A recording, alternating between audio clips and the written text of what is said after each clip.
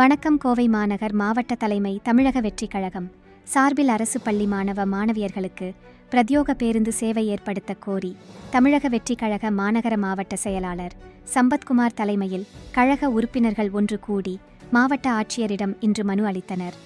கோவை மாநகர மாவட்டம் தமிழக வெற்றிக் கழகத்தின் சார்பாக இன்று ஆட்சியாளர் சந்தித்து தினம்தோறும் நம்மளுடைய பள்ளி மாணவ மாணவிகள் சந்திக்கக்கூடிய துயரங்களை விவரமா சொல்லி பஸ் பயணங்க தினந்தோறும் ஆபத்தான முறையில பயணம் செஞ்சுட்டு இருக்கிறாங்க. பெற்றோர்கள் தினமும் அவங்க குழந்தைக்கு பள்ளிக்கு போயிட்டு தினமும் வீட்டுக்கு வர்றதை மிகப்பெரிய போராட்டமாகவே பார்த்துட்டு இருக்கிறாங்க.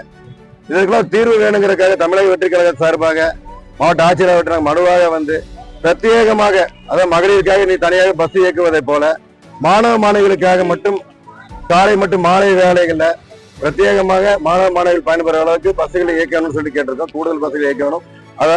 அதாகப்பட்டது தானியங்கி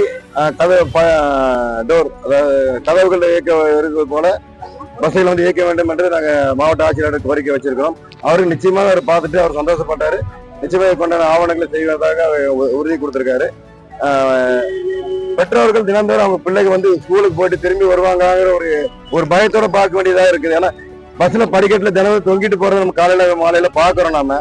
இதை பார்த்துட்டு நம்ம பார்த்துட்டு சகிச்சுக்கிட்டு போக முடியாது. ஏன்னா நம்ம வீட்டு குழந்தைகளும் அதுல பயணம் செய்யறாங்க.